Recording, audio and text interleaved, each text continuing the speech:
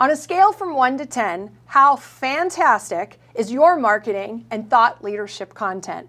In this next magnetic marketing segment, word of mouth and content marketing expert Spike Jonze shares how to create better content.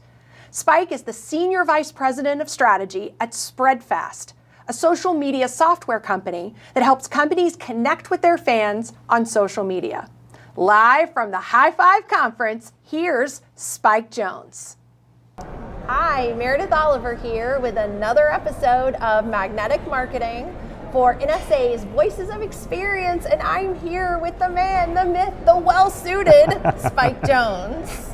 Thanks for having me. You're so welcome. Appreciate it. Glad that you're here. So NSA Nation, you may or may not be familiar with Spike Jonze, but if you're in the marketing speaking circuit like I am, then you know Spike Jonze. I've been in many of his keynote sessions, always enjoyed them. Has a history of teaching others about word of mouth marketing, but these days is really, as VP of Spreadfast, right? Really into social content and listening and signals for some pretty big brands. Absolutely.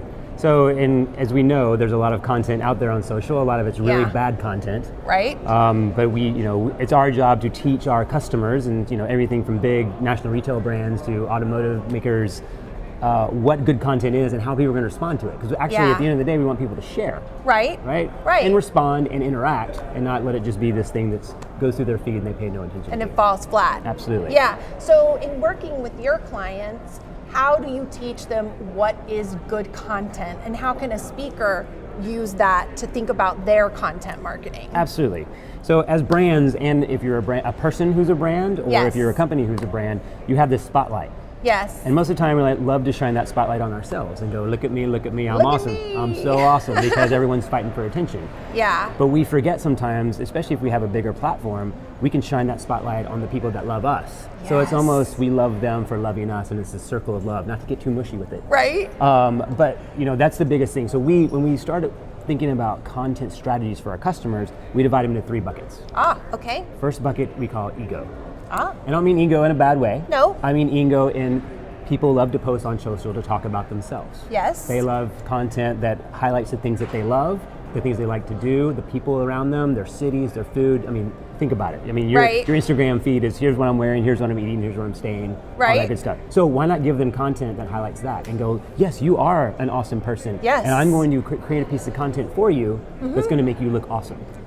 So it is not that selfie that you have, it is that selfie with those 4 other people, or a story that you're going to tell about them, which is great. Yeah. The second one is information.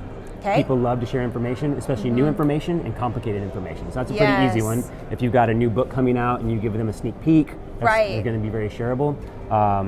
And complicated information, which is a whole another category. And then third is emotion.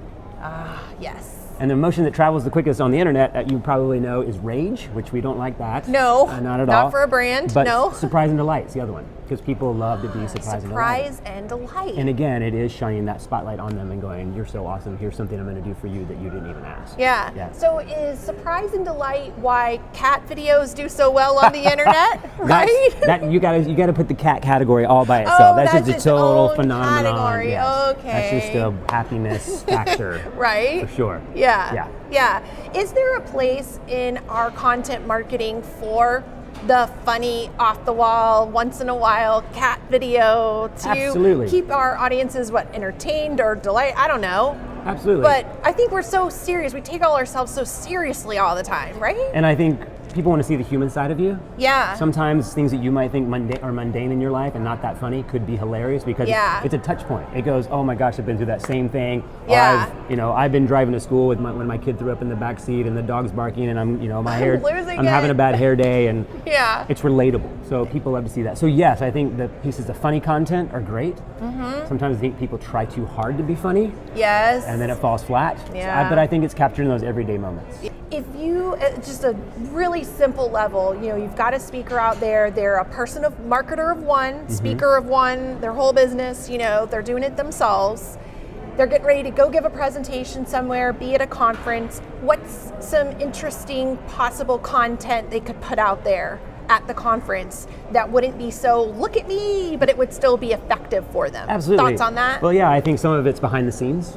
Right? So there's a lot of images of people on stage, which is fantastic, but whenever you're on stage, people are going to take pictures of you and tag you anyway. So what is behind the scene? What is your preparation? People are like other speakers are interested. Like, what's your prep? How do you put a talk together? What kind of research do you do? I think that could be really interesting. And then even, what is the day-to-day like?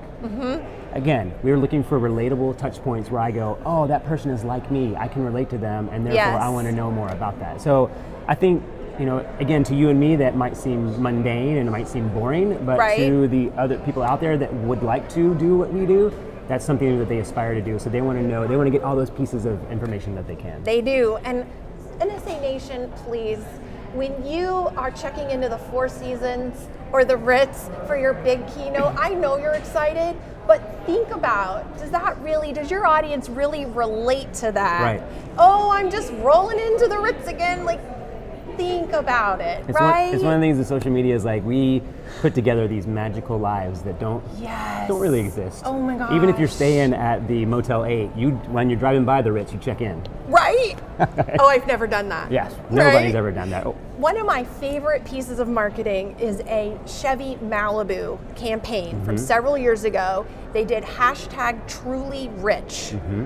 And they did a series of commercials, and they were aimed towards men who would be in the demographic of buying a Chevy Malibu, which is a family guy, right? And they showed this series of pictures of what real life is versus what gets tagged and posted. That's great. And at the very end, the announcer says in the deep announcer voice, and now these are the guys who are #TrulyRich. That's awesome. And it was like, goosebumps. Because it's just, that's what you're talking about. Yeah, it was real and it was for them. So it was really cool. Tell everybody how to, learn more about your company and what you do and everything, where they can find you on social, etc. Absolutely. So Spreadfast is a social media enterprise platform, SPREDFAST, weird internet spelling name. Check us out if you're interested in learning more about that. For me, askspike.com is where I reside and all my information and blogs. Some people still blog. Right. Believe it or hello. Not. Several times a week. And then Twitter is Spike Jonze and Instagram is Spike. Very cool. People try to take that from me all the time. Oh, I bet that's a good one you got there. Thank you. Right? Well, way back in the early days. Right? But thanks for having me so much. It's good to be an early adopter. Absolutely. All right, well, thank you, NSAers. I hope you've enjoyed this. You've been literally listening to the king of word of mouth and social content creation. Awesome guy in the marketing industry. Very approachable, very nice on-off platform. Very cool. So thank you guys, and we'll talk to you soon.